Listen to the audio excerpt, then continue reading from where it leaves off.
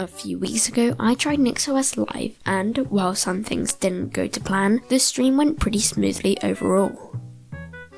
Going into the stream, I didn't have an initial opinion on NixOS, except that it was a unique distro with a unique package manager.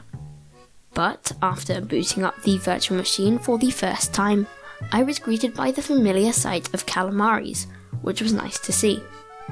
Calamares is a configurable installer that many distributions use for an easy graphical install process. After going through each step of the installer, all we had to do was wait a while for the install to finish. And wait, we did. Now is a good time to mention the specs of the virtual machine we were using.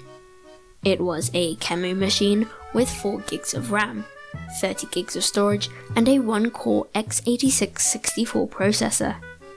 This resulted in a laughably slow machine, with the CPU as the bottleneck of the system. In future, I'll probably allocate at least 2 cores to my VMs, so that they aren't painfully slow. After the 11-minute wait time on the install, we rebooted the VM. The boot time was pretty quick considering the severe under-resourcing of the machine. As well as this, we marvelled at the beautifully ugly LXQT desktop. I didn't pick LXQT because I like it, rather simply because I wanted something new to me and lightweight. LXQT offered that, so we took it. It's not something I would use daily, but I'm not going to go into detail, since this is a NixOS video, not another entry in the desktop environment series. In the latter half of the stream, we worked on installing packages for the system, and, like I thought, it's a very different experience. With NixOS, there's a few ways to go. There's NixFlakes, the NixConfig file, and the NixEnv command. After very little thought, we decided to go with the NixConfig file, located in /etc/nixos/configuration.nix. The reason for this decision is it seemed like the least radical and most stable method to use. At first, we just added Z-shell and Vim and rebuilt the config. After a very short time, the system was rebuilt and we had access to both programs. Another odd experience was switching shells. The default shell on NixOS is Bash, however I prefer Z-shell. So I tried the regular change shell command, and immediately got a lovely error back saying that Z-shell was not a valid shell. But this puzzled me until I did some research and found out that I had to enable and set Z-shell as my default shell. More answers were provided when Pyrolyzed theorized that change shell didn't work since Z-shell was not in /bin and instead in an entirely different location. After doing all of the according configurations and closing and reopening the terminal, we were still using Bash. I do realise that this is because I should have logged out and back in, but I just decided to keep going with Z-shell running inside Bash.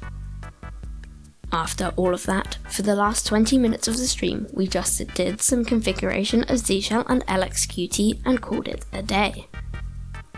When working with NixOS, we did run into a few issues and obstacles. These were mainly my fault, but since it was my first time with NixOS, this may happen to any new users. The first issue had nothing to do with NixOS or being a new user. What happened was that I prepared the VM before the stream, but then shut it down when it was in the grub boot menu, a foolish mistake. This led to the system being unbootable and the necessary creation of a new VM. The next obstacle was installing and enabling packages. Coming into NixOS, I didn't know that you had to enable your packages. This lack of key knowledge led to the aforementioned Z-shell issue, and potential others if we decided to install more software. My final issue was also my fault, and one that plagued a lot of the stream silently. This, of course, was the lack of resources, and like I said before, I should really dedicate at least 2 cores to future VMs, so that it doesn't take forever to install, build and update the system and packages, especially when we decide to try Gentoo. Overall, I think that NixOS is a fantastic system. Due to its declarative nature, it can be replicated on any machine with decent stability. However, I think I would have enjoyed it even more if I had used GNOME or Hyperland. But even with a not so nice desktop, I still liked using it. On actual hardware, it would also be a lot smoother and quicker to install. I don't think I'm ready for a Switch yet, but I will consider it as an option in the future. So, those are my thoughts on NixOS. If you enjoyed, leave a like and comment what your favourite Linux distro is so I can try it sometime in the future. And, as always, if you don't want to miss out on more content like this, make sure you hit the subscribe button.